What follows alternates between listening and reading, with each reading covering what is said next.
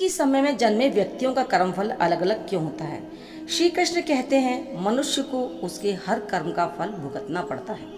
एक जन्म में अगर उसका कर्म फल पूरा नहीं होता तो उसे फिर से उस कर्म फल को भुगतने के लिए अगला जन्म लेना पड़ता है, और यही होता है कर्म का सिद्धांत। कई बार मनुष्य का कर्म दिखने में अच्छा नहीं होता, लेकिन अगर मनुष्य का उद्देश्य अच्छा और सच्चा हो तो उसका कर्म फल भी उसे उसी के हिसाब से मिलता है। तो चलिए इस बात को समझने के लिए आज एक कहानी सुनाते हैं। एक राजा था।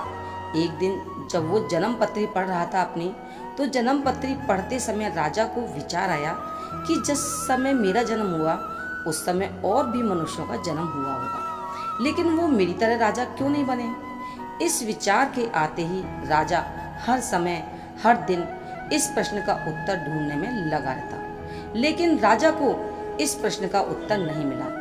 अपने इस प्रश्न का जवाब पाने के लिए राजा अपने राज्य में बुद्धिमान व्यक्तियों को बुलाते हैं। बुद्धिमान व्यक्ति इकट्ठे होते हैं। किसी को पता नहीं था कि राजा ने हमें क्यों बुलाया है। तब राजा आते हैं। राजा सभी का अभिनंदन स्वीकार करते हैं। सभी व्यक्ति राजा से उन्हें बुलाने का कारण पूछते हैं। तो राजा कहते हैं कि जिस समय मेरा जन्म हुआ उस पल न जाने कितने व्यक्तियों का जन्म हुआ होगा, तो उन सब व्यक्तियों में से मैं ही राजा क्यों बना, वो सब राजा क्यों नहीं बने। तब वो महान व्यक्ति इस प्रश्न के उत्तर के लिए गहन सोच विचार करने लगे, लेकिन कोई भी इसका जवाब नहीं ढूंढ सका। उन्हीं में एक बहुत ही बुजुर्ग बुद्धिमान व्यक्ति वहां बैठे हुए थे। वो थोड़ी देर बाद बोले कि राजा, इस प्रश्न का उत्तर एक साधु दे सकते हैं जो कई वर्षों से एक बहुत घनघोर जंगल में तपस्या कर रहे हैं। ये सुनकर राजा कुछ सैनिकों को अपने साथ लेकर उस जंगल की ओर चल दिए। कुछ दूर पहुंचने पर राजा को एक छोटी सी कुटिया दिखाई दी। तो राजा उस कुटिया में पहुंचे, देखा कि एक साधु वहां बैठा हुआ अंगारे खा रहा है। ये देखकर राजा चकित हो गया। राजा ने बहुत हिम्मत जुटाकर उनसे पूछा कि हे महात्मा, मैं आपको प्रणाम करता हूँ और एक प्रश्न पूछना चाहता हूँ। मेरे जन्म वाले दिन कितने ही मनुष्यों का जन्म हुआ होगा, उन सब में से मैं ही राजा क्यों बना।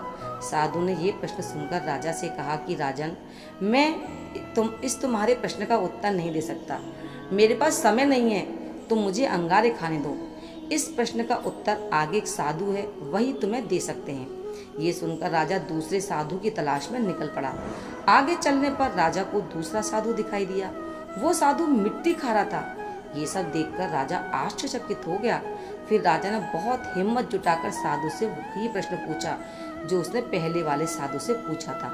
ये सुनकर वो साधु बहुत ही क्रोधित हुआ और कहा कि मेरे पास तुम्हारे जवाब देने का समय नहीं है, जल्दी से यहाँ से चले जाओ, मुझे मिट्टी खाने दो।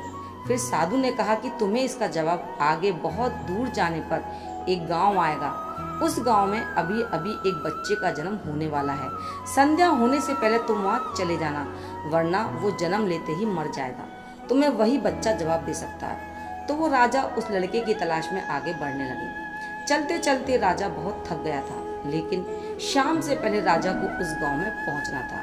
इसलिए राजा थकने पर भी चलता चला गया, क्योंकि उसे अपने प्रश्न का जवाब पूछना था। और संध्या होने से पहले राजा गांव में पहुंच गया और गांव वाले से पूछा कि क्या तुम्हारे यहाँ किसी बच्चे का जन्म होने वाला है।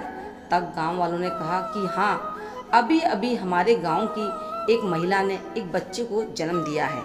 राजा तुरंत गांव वालों के साथ उस बच्चे के घर पहुंचे तो पता चला कि बच्चे का जन्म हो गया। राजा ने तुरंत बच्चे को बाहर मंगवाया। उस बच्चे को राजा के पास लाया गया तो राजा ने उससे वही सवाल किया कि एक ही समय में जन्मे मनुष्य के कर्म फल अलग अलग क्यों होते हैं। तो बच्चा बोल पड़ा कि राजन, हम पिछले जन्म में 4 भाई थे। एक दिन हम चारों भाई किसी जंगल में भटक गए। हम बहुत भूखे थे, क्योंकि कई दिन हो गए थे हमें खाने को कुछ नहीं मिला। हमारे पास थोड़ा सा आटा था। उस आटे से हमने रोटियां बनाई और जैसे ही हम रोटी खाने लगे हमारे पास एक बाबा आए। बाबा ने हमसे खाने के लिए भोजन मांगा। तब बड़े भाई ने कहा कि अगर हमने आपको भोजन दे दिया तो हम क्या अंगारे खाएंगे। दूसरे भाई ने कहा कि अगर हमने तुम्हें भोजन दे दिया तो क्या हम मिट्टी खाएंगे। और जब मेरी बारी आई तब मैंने कहा कि तुम्हें रोटियां दे देंगे तो क्या हम मर नहीं जाएंगे? लेकिन राजन, तुम बहुत दयालु थे। तुमने अपने हिस्से की रोटियां उस बाबा को देकर उनका पेट भर दिया।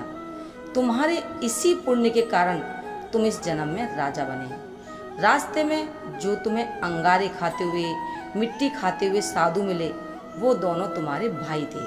और तीसरा तुम्हारा भाई मैं हूँ, जो इस समय मौत के मुंह में हूँ। इस तरह से हम सभी भाइयों को अपनी अपनी करनी का फल मिला है। राजा ने जब ये सुना तो उसे अपने प्रश्न का उत्तर मिल गया।